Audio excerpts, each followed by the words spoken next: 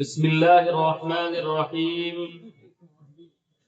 الحمد لله رب العالمين والعاقبة للمتقين والصلاة والسلام على سيد الأنبياء والمرسلين محمد وعلى آله وأصحابه أجمعين ومن تبعهم بإحسان إلى يوم الدين.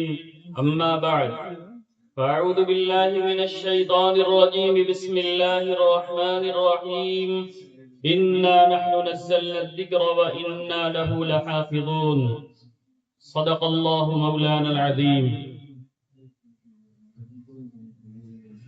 عن عمر بن الخطاب رضي الله تعالى عنه قال: قال رسول الله صلى الله عليه وسلم: إن الله يرفع بهذا الكتاب أقواما ويضع به آخرين، أو كما قال صلى الله عليه وسلم.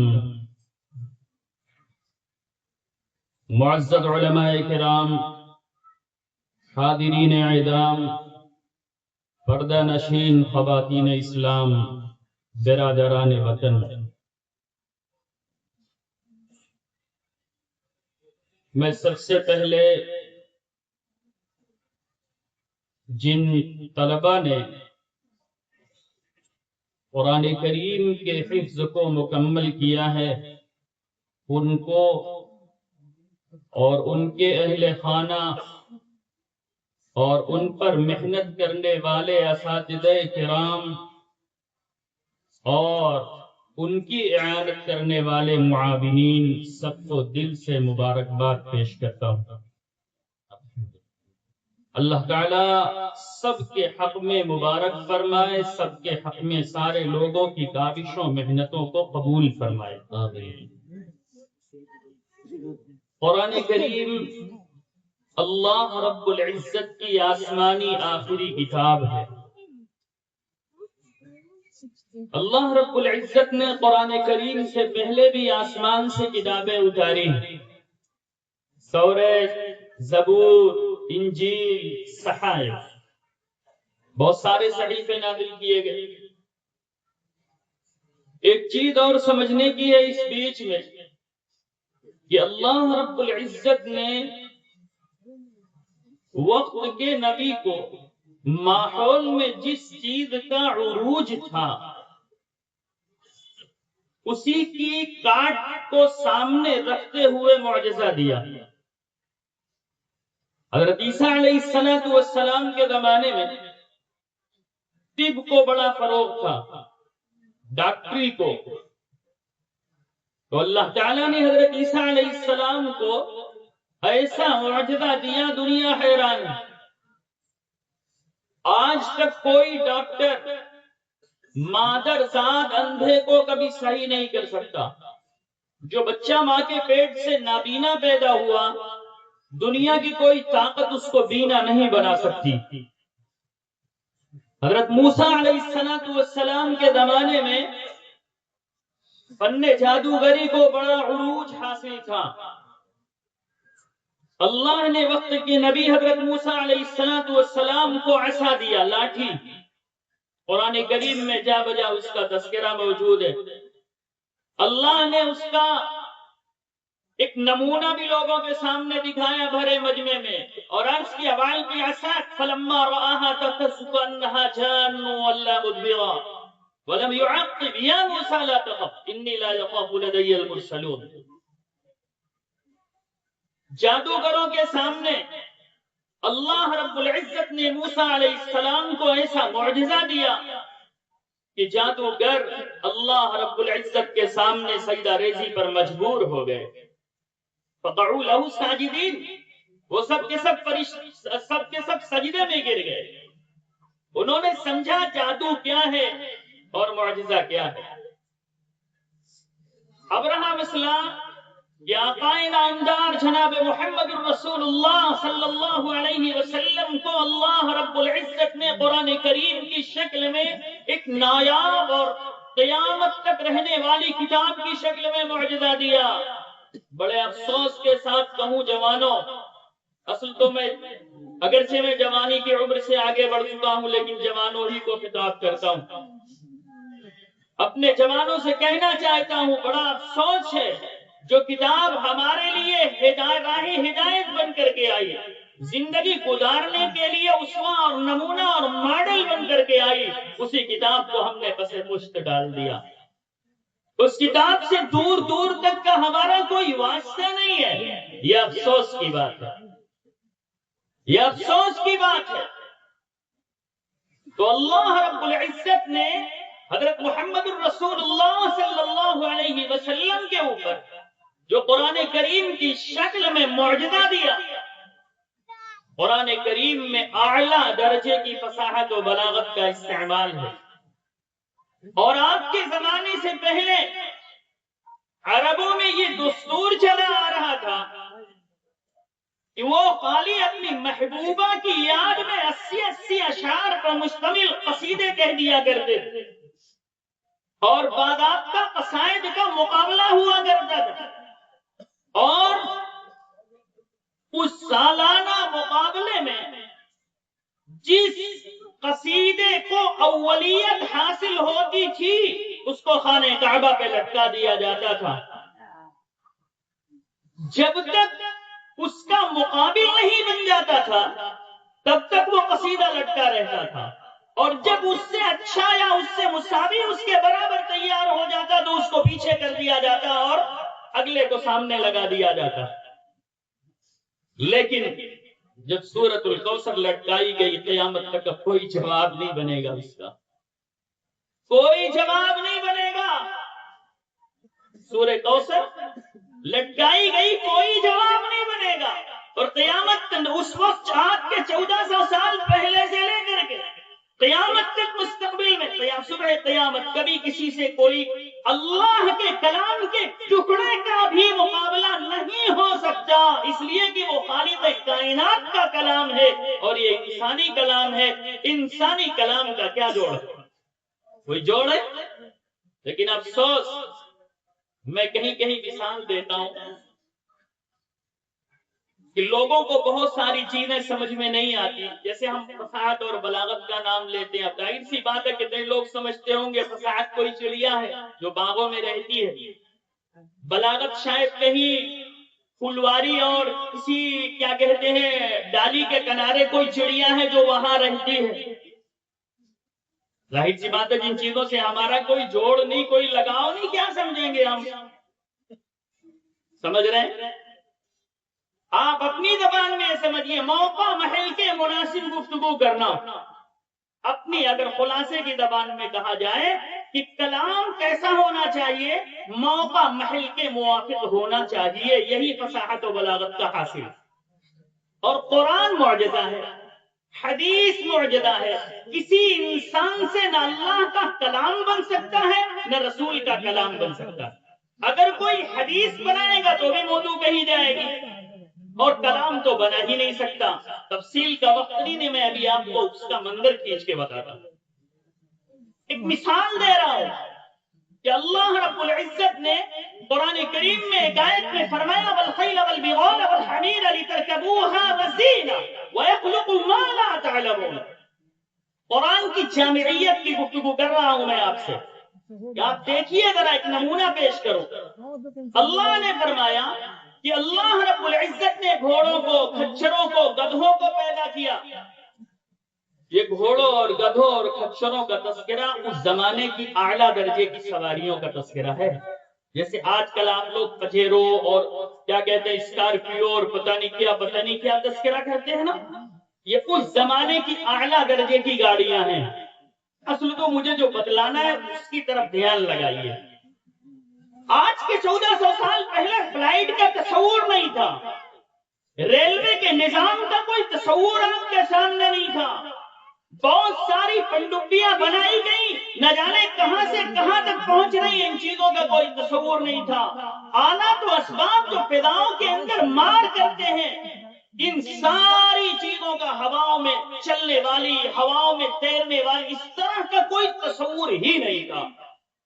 لیکن اب آپ یہ کہیں کہ آپ کہہ رہے ہیں قرآن جامع ہے، تو قرآن میں تو فلائٹ کا تذکرہ نہیں، ٹرین کا تذکرہ نہیں، ٹرین اور پلین کا تذکرہ تو ہے نہیں، ماڈل کی جو گاڑیاں نکل رہی ہیں نہیں ہے، میں کہتا ہوں ساری چیزوں کا تذکرہ موجود ہے۔ اللہ نے فرمایا وَيَخْلُقُ مَا لَا تَعْلَمُونَ، اور اللہ پیدا کرے گا ان تمام سواریوں کو جس کو تم لوگ جانتے نہیں ہو۔ لفظ ماں عربی کا ایک لفظ ہے، اور اصولیین بھی بحث کرتے ہیں کہ ماں کے اندر معنی جمعیت ہے۔ لفظ ماں میں آج کے 1400 سال پہلے سے لے کر کے صبح قیامت تک جتنے ماڈل کی جتنی سواریاں آئیں گی سب کے سب لفظ ماں میں داخل ہے۔ تو میں کہہ سکتا ہوں کہ پلین کا تذکرہ، ٹرین کا تذکرہ اور جتنی بھی فضائی چیزیں ہیں ساری چیزوں کا تذکرہ موجود ہے۔ یہ ہے قرآن کی جامعیت، یہ ہے قرآن کی جامعیت۔ سائنسدانوں کو فضیلت دینے والوں کان کھول کے سن لو، سائنس چاہے جتنی ترقی کر جائے، ٹیکنالوجی چاہے جتنی ترقی کر جائے، ذرا املی کی ایک پتی بنا دے کوئی سائنسدان ایسی ہی جیسے اللہ نے بنایا ہے، جیسی اللہ نے بنایا ہے، جس طرح کی اس کی کٹنگ ہے اور کس طرح کی کھٹاس کی ایک رطوبت اس میں موجود ہے، اس طرح کی کھٹاس کی رطوبت کے ساتھ اگر کوئی سائنسداں بنا دے تب ہم سمجھیں کہ سائنس کی ترقی ہے۔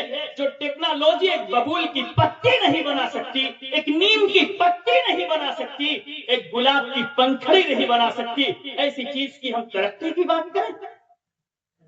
افسوس ہوتا ہے مسلمانوں، افسوس ہوتا ہے نوجوانوں۔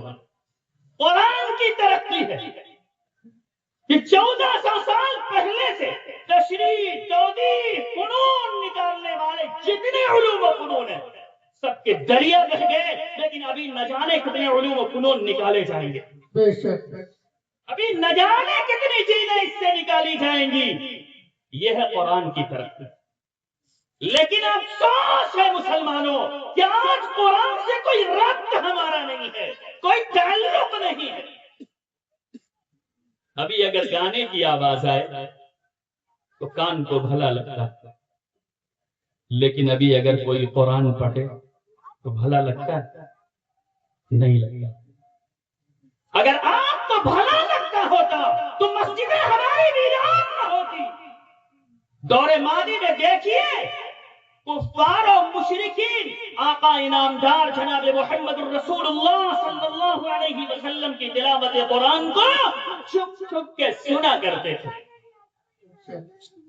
قرآن کی لطافت، قرآن کا اعجاز بیان یہ دنیا کی کسی زبان میں نہیں ہے، نہیں ہے۔ اس کی جو چاشنی ہے نا، سنا کوئی ادیب مطالعہ کر رہا تھا قرآن کریم کا، ادیب تھا، نزاکتوں سے واقف تھا، اس نے آیت پڑھی وَاللَّيْلِ إِذَا عَسْعَسَ وَالصُّبْحِ إِذَا تَنَفَّسَ۔ قسم رات کی جب تاریک ہو جائے، قسم صبح کی جو صبح سانس لے رہی ہو، اس نے قلم توڑ دیا، کہا یہ انسانی تعبیر نہیں ہے، اس لیے کہ جو آدمی پیدا نہیں کر سکتا تو اس جیسی تشبیہ نہیں دے سکتا۔ یہ صبح کی تعبیر ہے، صبح یعنی دن نکلنے کو ایک زندگی سے تعبیر کیا قرآن نے۔ وَالصُّبْحِ إِذَا تَنَفَّسَ، قسم صبح کی جو سانس لے رہی ہو۔ ظاہر سی بات ہے جو خالق کائنات ذات کو پیدا کیے ہیں اور ہمارے اندر پھیپھڑے سے سانس کا نظام بنائے ہوئے، وہ کہہ رہا ہے وَالصُّبْحِ إِذَا تَنَفَّسَ۔ یہ ہے قرآن کریم۔ آج انہی کے طفیل ہم اور آپ قرآن کریم کو جن بچوں نے مکمل کیا، اپنے سینے میں محفوظ کیا، اللہ کا فضل ہے، یہاں حفاظ کی بڑی تعداد ہے۔ یہ بھی اس دور میں اللہ کا عطیہ اور انمول عطیہ ہے۔ دنیا کی کوئی زبان حرفن یاد نہیں ہوتی، یہ قرآن کا خاصہ ہے کہ روئے زمین کے اوپر سینکڑوں نہیں ہزاروں کی تعداد میں، لاکھوں کی تعداد میں ہمہ وقت حافظ قرآن موجود ہوتے ہیں، اور ایسے ایسے حافظ ہوتے ہیں جو شروع کریں بسم اللہ سے سورہ ناس پہ اشتاق لیں۔ باندہ کا ایک قصہ میں سناتا ہوں آپ کو۔ حضرت قاری صدیق صاحب رحمۃ اللہ علیہ کے زمانے میں، پرانا زمانہ تھا، اس زمانے میں آپ لوگوں نے بھی سنا ہوگا اپنے بڑوں سے شبینہ ہوتا تھا۔ شبینہ مطلب ایک رات میں قرآن پڑھا جاتا تھا۔ تو وہاں دو طرح کی ملی جلی آبادی، سب ایک دوسرے کے رشتے دار ہیں، لیکن ذہناً ذرا دونوں طرف چلتے ہیں تو چلتا ہے معاملہ۔ مطالبہ ہوا باندہ ہتھورا سے کہ کوئی ایسا حافظ بھیج دیجئے جو رات بھر میں قرآن کریم سنا دے۔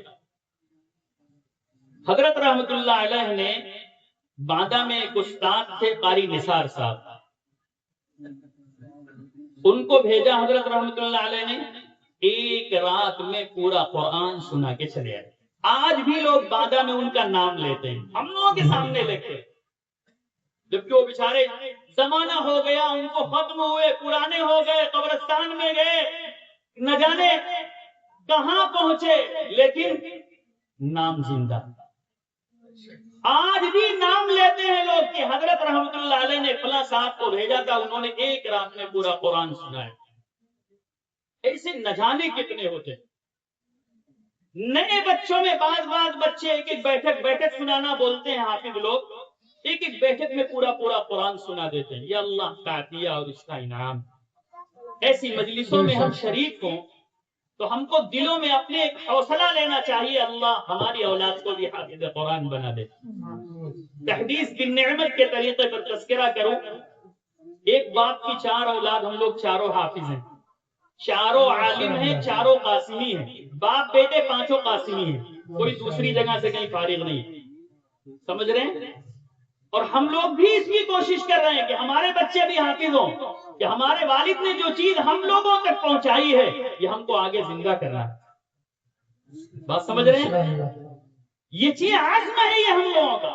ہمارے بھی 2 بچے حافظ ہو گئے، تیسرے کا نمبر ہے، 3 پارہ باقی ہے، اور آپ لوگ یہ سمجھیں گے آپ وہی پڑھوا رہے ہیں۔ ہائی اسکول میں ہیں دونوں بچے ہائی اسکول میں ہیں، اور حفظ کے ساتھ ساتھ پڑھتے ہیں، 95% نمبر ہے، ایک بچے کا 95، ایک بچے کا 92، رزلٹ موجود ہوگا، دیکھ لیجیے۔ پلس جزوی امتحانات اس کے ساتھ دیتے رہتے ہیں، سب اسکالرشپ فلان یہ ڈیمانڈ، آپ لوگ تو سب جانتے ہی ہیں، دونوں پڑھائی پڑھتے ہیں ایک ساتھ، سب بچے 3 تو کمپلیٹ ہو جائیں گے انشاءاللہ۔ ایک چھوٹا سا ہے ابھی 10 سال کا، وہ بھی 11 پارے کا حافظ ہے، 4th کلاس میں، جس کا پورا ہونے والا 7th کلاس میں ہے۔ یہ اس لیے سنا رہا ہوں، کان کھول کے سن لیجیے۔ آپ لوگ سمجھتے ہیں کہ شاید ہم لوگ دنیا اور دنیا کی چیزوں سے ناآشنا ہیں، ایسا نہیں ہے الحمدللہ۔ آپ بھی چاہیں تو کر سکتے ہیں، لیکن آپ کے دل میں قرآن کی قدر نہیں ہے، قرآن کی قدر نہیں ہے۔ سب سے پہلے اپنی کتاب ہونی چاہیے ہمارے سینے میں۔ بات سمجھ میں آئی؟ اور آسان ہے الحمدللہ، وَلَقَدْ يَسَّرْنَا الْقُرْآنَ لِلذِّكْرِ فَهَلْ مِن مُدَّكِرٍ۔ اللہ نے آسان بنایا۔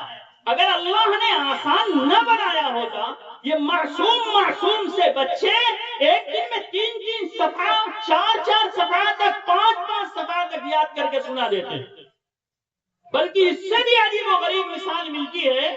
تراشے میں قصہ ملتا ہے، مجھے نام یاد نہیں ہے ان کا، بہت پہلے اپنے بچپن میں پڑھا تھا ہم نے۔ ایک صاحب نے کہا کہ میرے یاد کی بھی نظیر نہیں ملتی، میرے بھول کی بھی نظیر نہیں ملتی۔ انہوں نے اپنی دونوں باتیں کہی، کہا بھول ایسی ہوئی کہ زندگی میں کسی سے ایسی بھول نہیں ہوگی۔ کہا وہ کیا؟ داڑھی ایسا پکڑی نا، ایک مشت کے بعد کینچی یہاں لگانی تھی، بھول سے یہاں لگا دیا۔ یہ لکھا ہے تراشے میں، دیکھ لیجئے گا۔ مجھے ان صاحب کا نام نہیں یاد ہے، کسی بڑے آدمی کا قصہ ہے یہ۔ کہا میرے بھول کی بھی نظیر نہیں ملے گی کہ مجھے کینچی یہاں لگانا چاہیے تھا، اتفاق سے کس دھن میں تھے کینچی اوپر لگ گئی، پوری داڑھی کٹ کے ہاتھ میں آ گئی۔ کہا یاد کی بھی کوئی نظیر نہیں ملے گی، کان کھول کے سنیے۔ کہا پورا قرآن میں نے 3 دن میں حفظ کیا ہے، صرف 3 دن میں، چوتھا دن نہیں لگا، ایک دن میں 10 پارے حفظ کیے۔ یہ اللہ کی شان اور یہ اللہ کا عطیہ، اللہ کا انعام ہے۔ اللہ جس کو دے دے تو 3 دن میں دے سکتا ہے۔ بعض بچیوں کے بارے میں ہم لوگ بعض جگہوں پر گئے، پروگراموں میں بچیوں کو لوگوں نے پیش کیا، ایک سال میں پورا قرآن حفظ کیا۔ بچیوں نے، چھوٹی بچیوں نے ایک سال میں پورا قرآن حفظ کیا، 6 مہینے میں پورا قرآن حفظ کیا۔ اللہ کے بندو، اگر آج ہمارے دل میں سچی طلب پیدا ہو جائے، سچی طلب پیدا ہو جائے، تو کیا اللہ ہماری اولاد کو حافظ قرآن نہیں بنا سکتا؟ لیکن ہمارے دل میں سچی طلب پیدا ہو جائے، سچی طلب پیدا ہو جائے، تو کیا اللہ ہماری اولاد کو حافظ قرآن نہیں بنا سکتا؟ لیکن ہمارے دل میں توجہ نہیں ہے۔ کبھی ہم پختہ ارادہ کر کے اپنی اولاد کے ساتھ کسی ادارے سے اس کو اس لیے نہیں جوڑتے کہ یہ قرآن کریم کیسے یاد کر لے، نہیں جوڑتے، معاف کیجیے گا۔ جس چیز کے پیچھے ہماری توجہ نہ لگے وہ چیز ہم کو آئے گی کیسے؟ ہاں، بچے کو ڈاکٹر بنانا چاہتے، نیٹ کی تیاری کروانا چاہتے ہیں تو کوٹا بھیجتے، راجستھان، دلی، الہ آباد، نہ جانے کتنی بڑی بڑی جگہوں پہ بھیجتے ہیں، آپ کے بچے کامیاب ہوتے ہیں۔ اور الحمدللہ ہم لوگ تو ہر وقت دعا کرتے ہیں اللہ تعالیٰ تمام بچیوں کو کامیابی عطا فرمائے، دل سے دعا کرتے ہیں۔ آپ لوگوں کو پتہ نہیں لیکن پوری امت کے لیے دعا کرتے ہیں۔ ہم تو چاہتے ہیں سب سے پہلے ہمارا بھائی ڈاکٹر ہونا چاہیے۔ اس لیے میں بڑے ہی ادب سے آپ لوگوں سے عرض کر رہا ہوں، آپ دستار بندی کے جلسے میں موجود ہیں، آج عزم کر کے اٹھیے کہ انشاءاللہ اپنے بچوں کو حافظ قرآن بنانا، ٹھیک ہے؟ انشاءاللہ ایک بات تو کم سے کم عزم کر کے جائیے، سب پورا عزم ہے نا انشاءاللہ؟ چلیے، قرآن کریم کس کیفیت کے ساتھ نازل ہوا؟ قرآن تو اللہ کی کتاب ہے، اللہ کی کتاب زمین پر کیسے آئی؟ ارے آئی تب تو یاد ہوگی کہ بغیر آئے یاد ہو جائے گی۔ پہلے یہ سمجھیے کہ یہ قرآن کریم لوح محفوظ میں موجود ہے، یعنی اللہ تعالیٰ کے پاس تختی ہے، اس تختی پہ یہ قرآن کریم موجود ہے۔ فرشتے وہاں سے یاد کرتے تھے، جتنا کہا جاتا تھا، جتنا اللہ تعالیٰ کو اتارنا مقصود ہوتا تھا، اتنا ٹکڑا جبریل امین کو حکم ہوتا وہاں سے یاد کر کے، یا اس کی ایک مثال دی گئی ہے کہ تلقفاً روحانیاً، بہت تیزی کے ساتھ روحانی اعتبار سے اس کو اخذ کر لیتے، یاد بھی نہیں کرتے، بہت تیز جیسے بجلی چمکتی ہے تو ایک ساری چیزیں روشن ہوتی ہیں اور ایک سیکنڈ میں بجھ جاتی ہے بجلی، اس طرح قرآن کریم اللہ رب العزت کے پاس سے آقا انعامدار جناب محمد الرسول اللہ صلی اللہ علیہ وسلم تک پہنچا۔ حضور اکرم صلی اللہ علیہ وسلم نبوت ملنے سے پہلے، نبوت ملنے سے 6 مہینے پہلے سے آپ غار حرا، مکے کا ایک پہاڑ ہے، اس میں جا کے تنہائی میں بیٹھ کے اللہ کی عبادت کرتے تھے۔ طریقہ عبادت کیا ہوتا تھا اللہ جانے، لیکن عبادت کیا کرتے تھے آپ، اور لمبے لمبے وقت تک عبادت میں مصروف رہتے۔ بسا اوقات کھانے کے لیے توشے بھی آپ لے جاتے، کھانے کا سامان۔ کبھی کبھی ایسا ہوتا حضرت خدیجہ الکبریٰ رضی اللہ تعالی عنہا توشے کا نظام بنا کے پہنچا دیتی۔ 6 مہینے کیفیت چلتی رہی۔ 6 مہینے کے بعد جبریل امین آپ کے پاس آئے، سلام کلام کے بعد انہوں نے برجستہ کہا پڑھیے۔ آپ صلی اللہ علیہ وسلم نے، آپ کی عمر مبارک ہو گئی ہے 40 سال 1 دن، 40 سال مکمل ہو گئی سمجھیے۔ 40 سال کے عرصے میں آپ نے کسی سے پڑھنا لکھنا نہیں سیکھا، کسی کے سامنے زانو تلمذ نہیں کہہ دیا۔ اب جبریل امین کہہ رہے پڑھیے، تو آپ صلی اللہ علیہ وسلم نے جواب دیا ما انا بقاری، میں پڑھا ہوا آدمی نہیں ہوں۔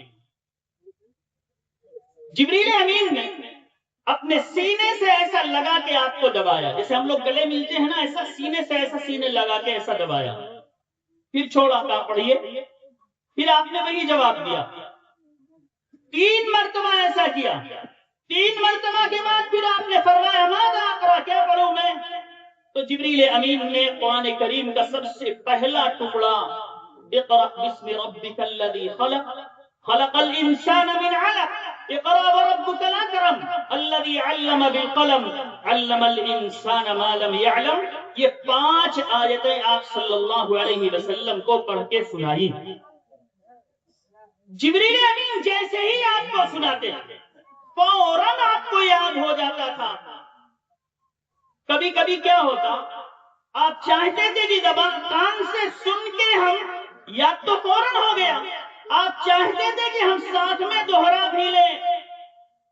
اللہ تعالیٰ کو یہ مشقت برداشت کرنا پسند نہیں آیا.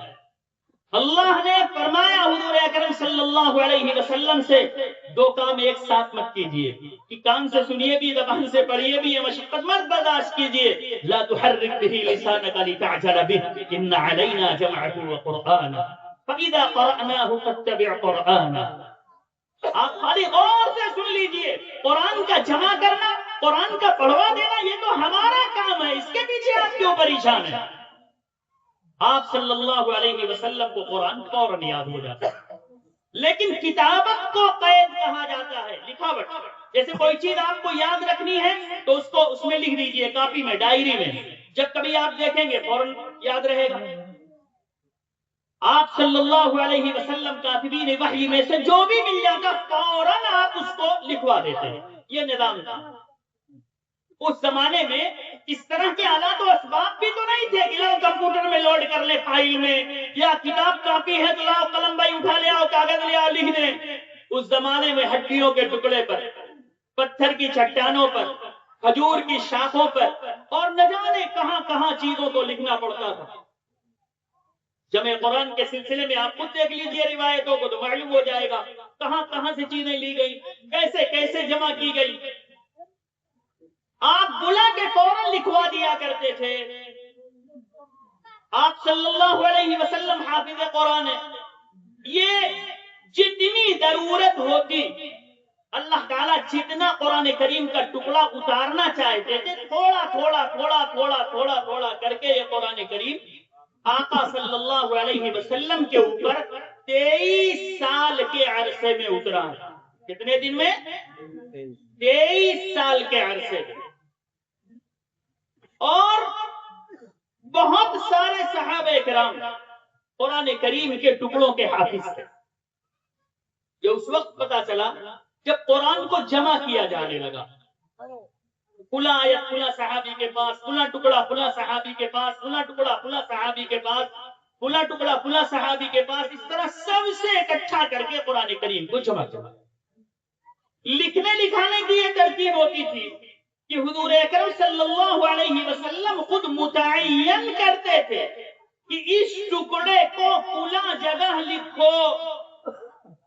مثال دوں میں، قرآن کریم میں ہے لا يستوي القاعدون من المؤمنین غیر اولی الضرر والمجاہدون فی سبیل اللہ. پہلے غیر اولی الضرر کا لفظ نہیں تھا، مفسرین نے لکھا ہے یعنی یہ تھا کہ اپنے گھروں میں بیٹھ رہنے والے، میدان کارزان میں جہاد کرنے والے دونوں برابر نہیں ہیں.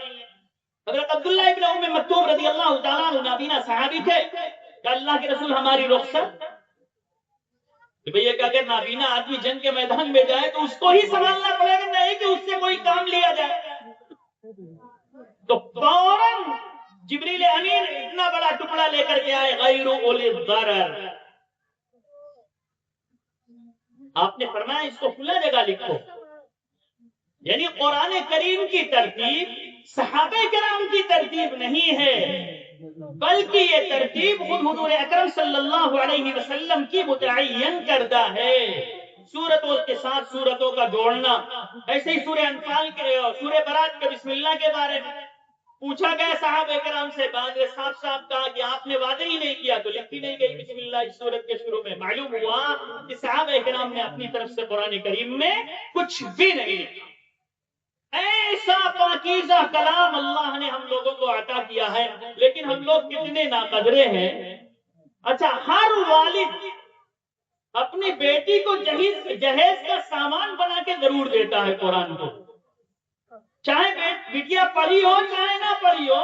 لیکن جہیز، میں آپ کو تجربہ بتاؤں، میں نے اپنی لڑکی کی شادی کی تو یہ ان لوگوں نے کہیں آرڈر دیا تھا، اور رحل بکس سمجھتے ہیں نا، بکس میں جو صندوق میں قرآن کریم رکھ کے دیا جاتا ہے. میں نے کہا میں رمضان میں لیتا جاؤں گا سہارنپور لیتا آؤں گا، یہ لوگ تو بہت مہنگا دے رہے ہیں. معلوم ہے اس کی حالت ہی، اس نے کہا نہیں ابھی جائے گا فوراً. اور مجھے جھکنا پڑا، پھر فوراً نظام بنوانا پڑا. بات سمجھیے، بٹیا پڑھی نہیں ہے. یا اللہ یا اللہ. اب آپ سوچ لو، اندازہ لگا لیں تو خود میرا واقعہ برائے راست تو اس کی مانا نے کہا لوگ یہ سمجھیں گے کہ پڑھی لکھی نہیں ہے. تو کوئی بھی باپ ہو جہیز کا سامان بنا کے قرآن ضرور دے گا، لیکن اللہ کے بندو میں آپ سے کہنا چاہتا ہوں قرآن اللہ کا کلام ہے. قرآن کریم کو اللہ کے رسول صلی اللہ علیہ وسلم سے کتنی مناسبت، صحابہ کرام سے کتنی مناسبت. ایک ایک رات میں کھڑے ہیں قرآن کریم کی آیتوں کو پڑھ رہے ہیں، قیام میں کھڑے ہیں لمبی لمبی صورتیں پڑھ رہے ہیں. ہم لوگ تو سوچ بھی نہیں پائیں گے، ہم لوگ تو امام پر تبصرہ شروع کر دیتے ہیں. ذرا لمبی صورت، امام بڑی مشکل میں ہوتا، لمبی صورت کر دے تو ٹینشن، چھوٹی صورت کر دے تو ٹینشن. ارے امام صاحب اتنی جلدی نماز پڑھا دیتے ہیں، جب تک ہم وضو کرتے ہیں 3 رکعت چھوٹ جاتی ہے. اور جو اگر ذرا لمبی صورت ہو گئی، لوگ اتنی لمبی صورت پھانس دیتے ہیں کہ پیر درد کرنے لگتا ہے. امام تو دونوں طرف سے پھنسا، لمبی پڑھے تو پریشانی، شارٹ کرے تو پریشانی. اللہ حفاظت فرمائے. اب امام کس کی رعایت کرے؟ لمبی والوں کی رعایت کرے کہ چھوٹی والوں کی رعایت کرے؟ یہ حال ہے ہمارا، اللہ معاف فرمائے. اگر ہم کو واقعی اللہ کے کلام سے سچا لگاؤ ہو تو یہ لمبا اور چوڑا پتا چلے گا. کبڈی کا میچ ہوتا ہے، کتنی دیر کھڑے ہو کے دیکھتے ہیں. اور میں اپنے نوجوانوں سے کہنا چاہتا ہوں، آئی پی ایل کی گیند کیسے گنتے ہو آپ لوگ؟ بال گنتے ہیں، رن ریٹ لگاتے ہیں. ارے اب تو 8.5 کا، ارے اب تو 9 ہو گیا، اب اس کی جیت مشکل ہے، اب تو فلان ہو گیا. بال گنی جاتی ہے، معاف کیجیے گا. ارے ہم بھی اسی فضا میں رہتے ہیں، کوئی بین الارض والسماء معلق نہیں رہتے، اسی زمین آسمان کے بیچ میں رہتے ہیں. بات سمجھ رہے ہیں نا؟ اب بتاؤ، اگر ہمارے دل میں واقعی اللہ کے کلام کی عظمت ہے تو اللہ کا کلام پڑھا جائے گا تو دل لگا رہے گا، اور جس چیز سے دل لگا رہتا ہے یہ سارے اعضاء اس کے پیچھے رہتے ہیں. پھر کہیں سرکس لگا ہو، آپ کا دل چاہے سرکس دیکھنے کا، تو پیر کہے گا نہیں مت جاؤ. ارے بولیے، پیر کہے گا مت جاؤ، آنکھ کہے گی ارے جانے دو، وہاں کیا دیکھیں گے ہم جا کے. دل بادشاہ ہے، اور یہ سارے اعضاء دل کے تابع ہیں. سارے اعضاء دل کے تابع ہیں. دل جو چاہتا ہے یہ اعضاء وہی کرتے ہیں. دل کی حیثیت بادشاہت کی ہے. معلوم ہوا نماز اور قرآن میں ہمارا جی نہیں لگتا، معاف کیجیے گا، سخت لگ رہا ہوگا آپ لوگوں کو، لیکن آپ کا جی نہیں لگتا. تبھی تو آپ کو لمبا اور چھوٹا، لمبی قرت اور چھوٹی قرت آپ کرتے، ورنہ آپ کو لمبی قرت اور چھوٹی قرت میں تمیز کیسے ہوئی؟ اس لیے اپنے دلوں میں قرآن کریم کی عظمت پیدا کیجیے، قرآن کریم کی عظمت پیدا کیجیے. میں نے آپ کو بتایا کہ قرآن کریم اللہ کی آخری آسمانی کتاب ہے. قیامت تک اس کو باقی رہنا ہے. کب تک رہنا ہے؟ قیامت تک رہنا ہے. اب کوئی نبی نہیں آنے والا، آسمان سے کوئی کتاب نہیں آنے والی. جب ہم ہی لوگ اس طرح کی بے اعتنائی کریں گے، تو جب ہم نہیں پڑھیں گے ہماری اولاد کیسے پڑھے گی؟ پھر ہمارے پوتوں کا نمبر آئے گا تو تب تو بالکل کتاب کا جنازہ نکل جائے گا گھروں سے. کس نے نقصان پہنچایا؟ غیروں نے یا ہم نے؟ کس نے نقصان پہنچایا؟ ہم نے پہنچایا، ہم نے پہنچایا. اور اس میں خالی یہی نہیں ہے، ہمارا ہر اعتبار سے نقصان ہے. مادی نقصان بھی ہے، مادی نقصان بھی ہے، اور ہماری عزت و ذلت بھی اس کے ساتھ جڑی ہوئی ہے. آپ شعر سنا کرتے ہیں، وہ معزز کے زمانے میں مسلمہ ہو کر اور ہم خار ہوئے تاریخ قرآن ہو کر. ہم میں سے کتنے تو ایسا سمجھتے ہیں کہ قرآن کو کیا بار بار پڑھنا. قرآن ہی ایک ایسی کتاب ہے چاہے جتنی بار پڑھ ڈالیے کبھی طبیعت نہیں اٹھاتی. چاہے جتنی مرتبہ پڑھیے، آپ جتنے ہی پڑھیں گے اتنا ہی لطف آئے گا، جتنے ہی سمجھیں گے جتنے ہی اس کے انوار و برکات آپ کے اوپر کھلیں گے آپ کو لطف آئے گا. جیسے آج کل تھوڑا ٹھنڈک لگتی ہے، دھوپ نکلتی ہے تو کیا کہتے ہیں طبیعت کے اندر گرماہٹ پیدا ہو جاتی ہے، بس سمجھ رہے ہیں نا؟ تو جب انوار و برکات کھلیں گے تو آپ کو بھلا لگے گا، اور جب ہمارے جب دل میں تاریکی ہوتی ہے تو کیا اچھا لگے گا۔ یہ دیکھیے فرق ہے دونوں میں۔ اس لیے میں بڑے ہی ادب سے اپنے نوجوانوں سے کہنا چاہتا ہوں کہ اللہ نے قیمتی زندگی دی، اپنی آخری کتاب ہمارے درمیان میں رکھ دی، اب عمل کرنا تو ہمارا کام ہے۔ سب سے پہلے ہم کو اس کتاب کو پڑھنا ہے، سب لوگ پڑھیں گے انشاءاللہ، اور یہ پڑھنا آپ کا بیکار نہیں جائے گا۔ حضرت عبداللہ ابن مسعود رضی اللہ تعالیٰ عنہ کی روایت ہے کہ جس نے اللہ کی کتاب کا ایک حرف پڑھ لیا اس کو ایک نیکی ملتی ہے، اور ایک نیکی اللہ کے فضل سے 10 گنا ہو جاتی ہے۔ میں یہ نہیں کہتا کہ الف لام میم ایک حرف ہے، بلکہ الف ایک حرف ہے، لام ایک دوسرا حرف ہے، میم ایک تیسرا حرف ہے۔ الف لام میم کے پڑھنے سے 30 نیکی ملتی ہے۔ کتنی ملتی ہے؟ 30 نیکی ملتی ہے۔ اور یاد رکھیے جب میزان عمل پہ ہم جائیں گے، وَنَزَعُ الْمَوَازِينَ الْقِسْطَ لِيَوْمِ الْقِيَامَةِ، جب ہمارے اعمال نامے تولے جائیں گے، وہاں ایک ایک نیکیوں سے آدمی جنتی اور جہنمی ہوگا۔ اس وقت احساس ہوگا کہ ایک نیکی ہے کیا۔ ایک نیکی اگر گھٹ جائے، نہ ماں دے گی، نہ باپ دے گا، نہ بھائی، نہ بہن، نہ بیوی، نہ بیٹی، نہ بیٹے، کوئی تیار نہیں ہوگا کہ آپ کی ایک نیکی گھٹ جائے اور یہ سارے اعزاء مل کے آپ کو ایک نیکی دے دیں۔ اس وقت احساس ہوگا۔ یہ تو صرف پڑھنے کی بات ہے۔ اگر حفظ قرآن کی بات کی جائے تو روایتوں میں آیا لفظ من قرأ القرآن وحفظه أدخله الله الجنة وشفعه في 10 من أهل بيته كلهم قد استوجبوا النار۔ آقا صلی اللہ علیہ وسلم نے ارشاد فرمایا جس نے قرآن کریم کو پڑھا اور اس کو حفظ کر لیا، یعنی اس کو یاد کر لیا، اللہ تعالیٰ اس کو جنتی بنائیں گے۔ ہم میں سے ہر کوئی چاہتا ہے اللہ ہماری اولاد کو کیا بنا دے؟ جنتی بنا دے۔ ہر بات کی خواہش ہوتی ہے ہمارا بچہ اچھا ہونا چاہیے، حافظ قرآن بنا دیجئے انشاءاللہ جنتی ہو جائے گا۔ دوسری بات، صرف وہی جنت میں نہیں جائے گا، اللہ تعالیٰ اس حافظ قرآن کی سفارش 10 لوگوں کے حق میں قبول فرمائیں گے جن کا جہنم میں جانا ضروری ہے۔ اور روایتوں میں حافظ قرآن کی اور فضیلتیں ہیں کہ اس کے رفع درجات کا باعث ہوگا اس کا پڑھنا۔ یقال لصاحب القرآن اقرأ ورتل كما كنت ترتل في الدنيا فإن منزلك عند آخر آية تقرأها، کہ قرآن پڑھتے جاؤ، جنت کے درجات کو طے کرتے چلے جاؤ۔ دیکھو خوب ٹھہر ٹھہر کے اطمینان سے پڑھو، جہاں تم کہہ دو گے من الجنة والناس وہی جنت کا ٹھکانہ تمہارا ہوگا۔ کتنا بھلا کام ہے، لیکن آج افسوس ہم لوگ بھلائیوں ہی سے تو کوسوں دور ہیں، کوسوں دور ہیں، جس سے ہمارے گھروں میں خیر و برکت آئے، ہماری زندگیوں میں خیر و برکت آئے، اللہ ساری نحوستوں کو ہم سے دور کر دے، ہمارے گھروں سے دور کر دے۔ ایسی چیزیں ہمارے پاس موجود ہیں لیکن ہم اپنی ناقدری کی وجہ سے فائدہ نہیں اٹھا پاتے۔ اللہ ہم سب کی اولاد کو حافظ قرآن بنا دے۔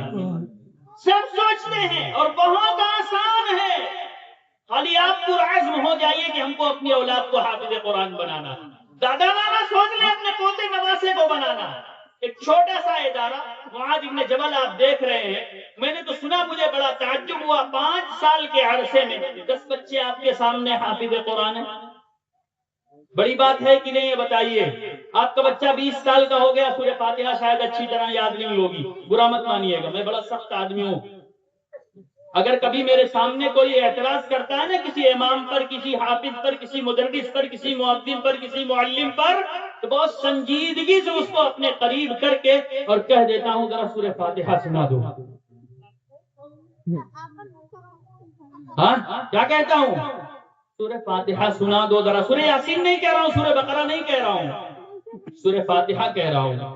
جو امام جس کے پیچھے آپ نماز پڑھتے ہو نا، وہ لگتا ہے آسان ہے، وہ لگتا ہے آسان ہے، اصل میں آج اللہ نے ہمارے منہ میں زبان دی ہے، تنزیہی تو سب سے آسان ہے، اعتراضی تو سب سے آسان ہے، اس لیے کبھی کسی کی ناقدری مت کیجیے، علم اہل علم کی قدر کیجیے تو ہماری نسلوں میں حافظ قرآن پیدا ہوں گے انشاءاللہ، ہماری نسلوں میں عالم دین پیدا ہوں گے۔ اس لیے آج عزم کر کے اٹھیے کہ اگر ایک ادارہ اپنی چھوٹی سی مدت میں 10 بچوں کو حافظ قرآن بنا سکتا ہے، ہمارے گھر میں تو ہمارے 5 بچے جی رہے ہیں 20 سال سے، آج تک آپ نے کچھ نہیں کیا، افسوس ہے کہ نہیں بتائیے؟ ارے افسوس ہے کہ نہیں ہے؟ اور 10 باپ کی اولاد ہے تو ایک مسئلہ تو یہ بھی کھڑا ہوتا ہے، ہم جس مدرس پہ اعتراض کرتے ہیں وہاں 40 ہوتے ہیں، 40 باپ کی اولاد ہوتے ہیں، اور ہم اپنے 3 لڑکے کو نہیں سنبھال پاتے، اور جا کے امام صاحب اور حافظ صاحب سے کہتے ہیں ارے حافظ صاحب کیا دیکھتے ہو آپ، یہ تو گھر جاتا ہے تو نماز ہی نہیں پڑھتا۔ اب گھر جا کے حافظ صاحب آپ کی نماز پڑھوائیں گے اس بچے کو، کتنے افسوس کی بات ہے۔ اس لیے آج عزم لے کے جائیے، حوصلہ لے کے جائیے کہ اللہ کی کتاب کے سلسلے میں یہ پروگرام منعقد ہوا، ابھی ان کے سروں پہ دیکھیے گا اعزاز کا ایک صافہ باندھا جائے گا۔ یہی نہیں ہے کہ خالی ان کا اعزاز یہاں کیا جائے گا، یہ اعزاز ان کا انشاءاللہ حشر کے میدان میں بھی کیا جائے گا، اور حافظ قرآن کے ساتھ ماں باپ کا کیا جائے گا۔ روایتوں میں آتا ہے ماں باپ کے سروں پہ ایسا تاج پہنایا جائے گا جس کی روشنی سورج کی روشنی سے زیادہ ہوگی۔ اللہ ہمارے اولادوں میں حافظ قرآن پیدا کر دے کہ ان کے دوپہر ہمارا اکرام کیا جائے گا، بچوں کے دوپہر ماں باپ کا اکرام کیا جائے گا۔ جس طرح سورج نکلتا ہے جو پوری دنیا پر رونق ہوتی ہے، ایسے ہی حافظ قرآن کے ماں باپ کے سروں پہ جو تاج رکھا جائے گا، پورا منظر ایک دم کیسا ہوگا؟ روشن ہوگا۔ کون نہیں چاہتا ایسا؟ بتاؤ، سب چاہتے ہیں۔ ہاں بہت دھیرے سے لوگ بول رہے کہ اللہ کی طرف سے توفیق نہ مل جائے۔ ارے سب عزم کرو کہ انشاءاللہ اللہ کی کتاب کو اپنے گلے سے لگائیں گے انشاءاللہ، خود بھی پڑھیں گے اور اپنے بچوں کو پڑھائیں گے انشاءاللہ، اور اپنی نسلوں میں حافظ قرآن پیدا کریں گے، عالم دین پیدا کریں گے۔ ایک روایت اور بیان کر کے میں بات پوری کر دوں۔ اب آپ یہ سوچیں گے کہ اگر ہم نے اپنی محنت سے اپنی اولاد کو بنا دیا تو ہم کو کیا ملے گا؟ ہر کوئی یہ سوچتا ہے کھیت میں آلو بوئیں، اگر خدا نخواستہ بیٹھ جائے تو کیا ہوگا؟ ڈڑی صحیح ڈھنگ سے نہیں چڑھائی بیٹھ گیا تو کیا ہوگا؟ وہ تو آدمی آگے کی سوچتا نا۔ روایتوں میں آتا ہے، بڑی مشہور روایت حضرت ابو ہریرہ رضی اللہ تعالیٰ عنہ کی کہ اذا مات الانسان انقطع عنه عمله الا من ثلاث، جب انسان مر جاتا ہے تو آپ نے دیکھا ہوگا، ہم نے بھی دیکھا ہے، مردہ کبھی اپنی زبان نہیں ہلا پاتا۔ ہلاتا ہے آپ لوگوں کے یہاں؟ ارے کچھ پڑھتا لکھتا ہے؟ کچھ نہیں پڑھتا، یہ ہاتھ پیر نہیں ہلا پاتا۔ اب وہ جسد خاکی ہے، مٹی کا ایک تودا ہے بس۔ اذا مات الانسان انقطع عنه عمله الا من ثلاث، 3 چیزیں باقی رہ جائیں گی، کان کھول کے سنیے۔ صدقۃ جاریہ، آپ صدقہ جاریہ کر کے چلے جاؤ، کوئی کنواں کھدوا دو، کوئی درخت لگا دو پھلدار، کوئی ہینڈ پائپ لگوا دیا آپ نے، کسی مسجد مدرسے میں تعمیر میں حصہ لے لیا، کوئی دینی کتاب لا کے کسی کو دے دیا، یہ سب صدقہ جاریہ۔ آپ مر کے چلے جائیں گے، جب تک اس چیز کا نفع رہے گا آپ کو ثواب ملتا رہے گا۔ دوسری چیز، او علم ينتفع به، یا آپ نے کوئی علم کسی کو سکھایا، اس علم کا نفع جب تک عام رہے گا تب تک آپ تو مر کے چلے جائیں گے، آپ کے نام اعمال میں ثواب کا اضافہ ہوتا رہے گا۔ تیسری چیز جس کے لیے میں نے یہ روایت آپ کے سامنے بیان کی، او ولد صالح يدعو له، یا آپ نے کوشش کی، آپ نے محنت کی، آپ کی اولاد نیک ہو گئی، آپ تو مر کے چلے جائیں گے، لیکن یہ نیک اولاد جتنا بھی نیک کام کرے گی سب میں آپ کا حصہ ہوگا۔ ہم میں سے کون نہیں چاہتا کہ جب ہم مر جائیں تو بھی ہمارے نام اعمال میں ثواب جڑتا رہے؟ ہر کوئی چاہتا ہے۔ تو آج عزم کر کے اٹھو کہ انشاءاللہ ہم اپنی اولاد کو قرآن کریم کو اقل درجہ کم سے کم نادرہ قرآن تو پڑھوا دے، اس سے اوپر بڑھ کے کیا کر دیں، حافظ قرآن بنا دیں، اور اوپر بڑھ جائیں عالم دین بنا دیں، مفسر وقت محدث وقت بنا دیں۔ اگر ہم دل میں لے لیں تو یاد رکھیے انشاءاللہ اللہ کے خزانے میں کوئی کمی نہیں ہے، اللہ ہر چیز کو ہمارے لیے آسان کر دیں گے۔ اللہ کہنے سننے سے زیادہ ہم سب لوگوں کو عمل کی توفیق نصیب فرمائے۔ وآخر دعوانا ان الحمدللہ رب العالمین۔ جزاک اللہ خیرا۔